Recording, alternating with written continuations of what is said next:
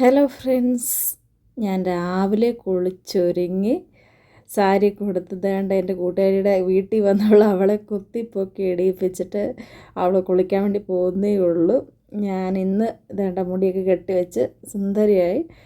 എന്നിട്ട് ഞാനിന്നിപ്പോൾ ഇവളെയും കൂട്ടി അമ്പലത്തിലേക്ക് പോവാണ്. എന്നതിനാന്ന് വെച്ച് നമ്മുടെ വണ്ടി ഒന്ന് പൂജിക്കണം.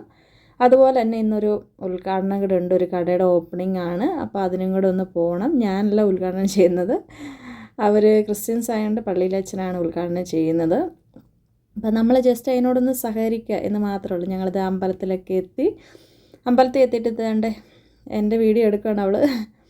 ഞാനിങ്ങനെയാണെന്ന് വൃത്തിയായി നല്ല രീതിക്ക് സാരി കൊടുത്ത് ഇന്നെന്തോ ഭാഗ്യത്തിന് സാരി കൊടുത്ത് നന്നായിട്ട് കിട്ടി. അപ്പോൾ ഇതാണ്ട് വണ്ടി നമ്മുടെ അമ്പലത്തിൻ്റെ ഫ്രണ്ടിൽ ഇട്ടാക്കുവാണ്. പൂജാരി വന്ന് അത് പൂജയൊക്കെ ചെയ്യുവാണ്. ഇതുവരെ വണ്ടി എടുത്തിട്ട് ഇപ്പോൾ ഒരു 2 വർഷം ആകുന്നു. എന്നിട്ട് ഇതുവരെയും പള്ളി കൊണ്ടുപോയി അല്ലെങ്കിൽ പൂജയ്ക്കൊന്നും ചെയ്തിട്ടില്ല.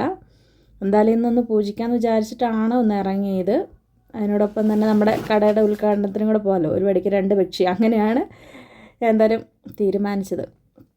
ഈ ക്ഷേത്രം വരുന്നത് തേക്കടി അമ്പലമാണ്. തേക്കടിയിലേക്ക് പോകുന്ന വഴിയാണ്. എന്തായാലും ഞങ്ങൾ ഇതേണ്ട കടയുടെ ഉദ്ഘാടനത്തിന് എത്തിയിട്ടുണ്ട്. എൻ്റെ ഉദ്ഘാടനമാണിത്. എൻ്റെ ഫസ്റ്റ് പഠിച്ച ഫ്രണ്ടാണ് ഇവൾ. ഞാനും ഭയങ്കര ക്ലോസ് ആണ്. ഇതാണ്ട് അപ്പോൾ ഇതാണ് നമ്മുടെ വണ്ടി. കട അതായിരുന്നു. അച്ഛൻ അവിടെ നിന്ന് കണ്ടല്ലോ.